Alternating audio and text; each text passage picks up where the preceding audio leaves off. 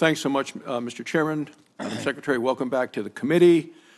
In Wyoming, about half of our land is owned by the federal government. About 2/3 of the minerals under the land are owned by the federal government. The Secretary of Interior controls access to these lands and to the minerals, and as a result, the Secretary's decisions deeply affect the people of Wyoming. I'm sad to say that Secretary Haaland has failed the people of Wyoming. Her assault on American energy has contributed to soaring energy prices across the country. Her efforts to block access to large swaths of the West has led to lost economic opportunities, and her decisions often ignore the law of the land.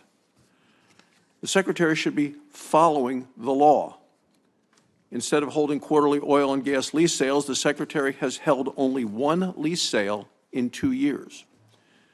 Instead of approving oil and gas permits on a timely basis, the Secretary has doubled the length of the permitting process.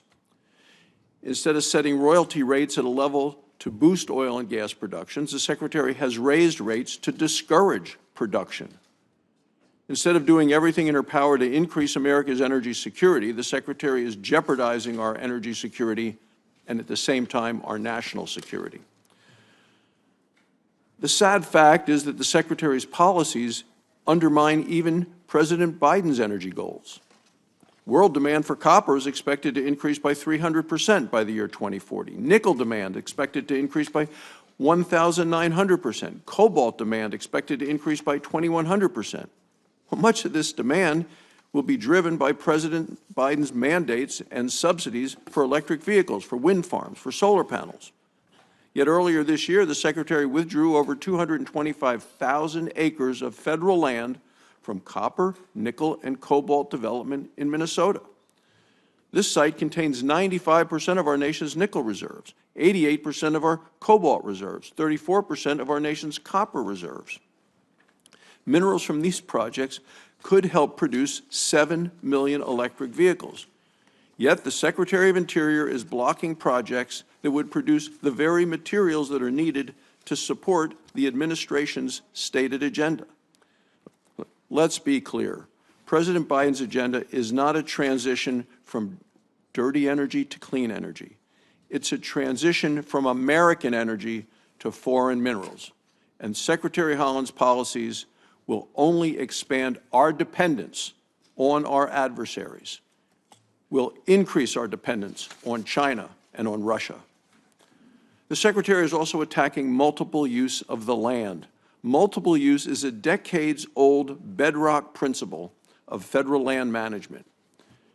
In March, the Department of Interior released a proposed rule to allow entities to lease federal lands for the purpose, not of use, but of non-use.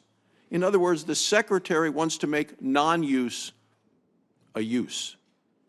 She is calling up-down, day-night, black-white, turning federal law on its head. The Secretary is giving radicals a new tool to shut out the public.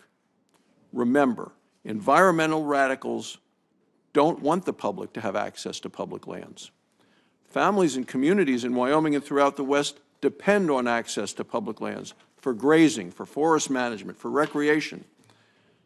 Secretary of Interior is aggressively working to take that access away from the public.